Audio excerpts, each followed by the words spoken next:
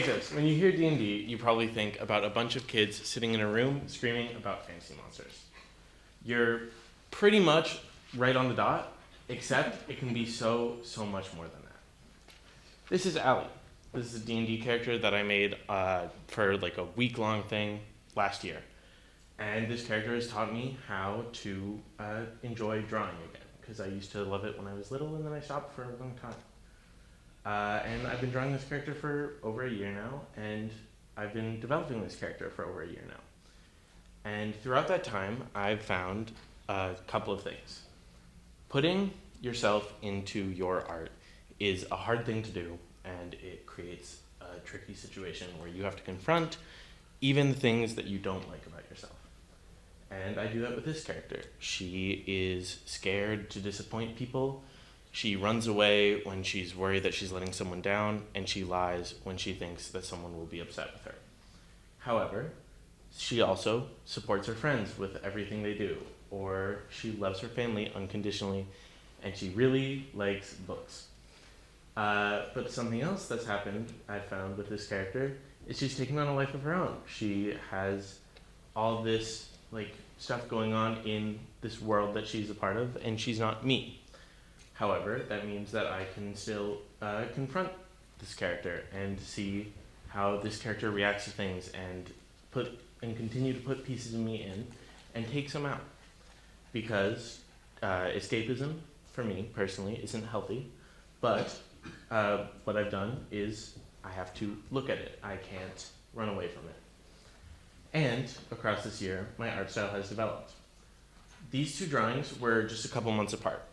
And while the one on your right is an earlier one, I personally like it less. It has a different style than the one on your left. The key thing there is that it's all up to personal choice and what you like. So when you go to write something or sing something, who cares about what other people think? It's all for you. And this channels into art with many different aspects. For drawing, it tends to be in line work or coloring. For example, this drawing has a much sketchier look with very, very hard shadows, and I personally don't really like it that much anymore.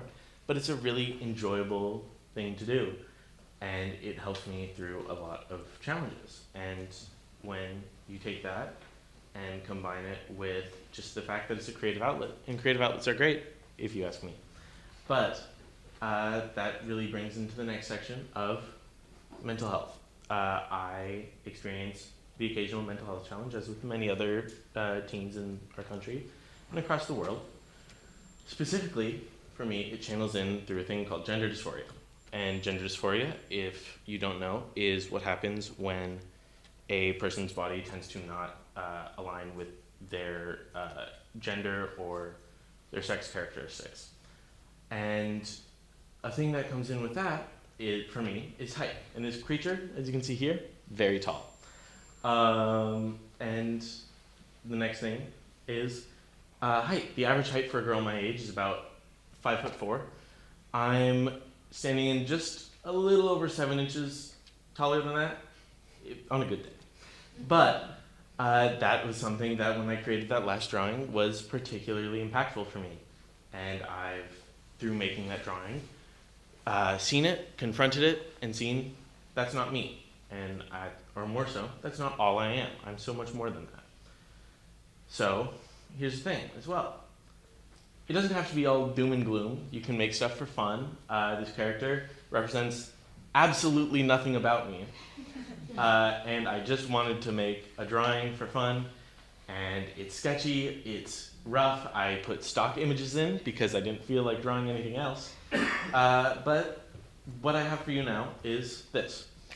Next time you have to confront your feelings, or when you want to run away, or when something feels just too hard, the last thing you need to do is, well, run away from it.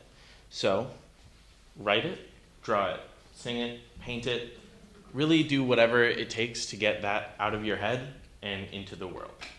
Thank you.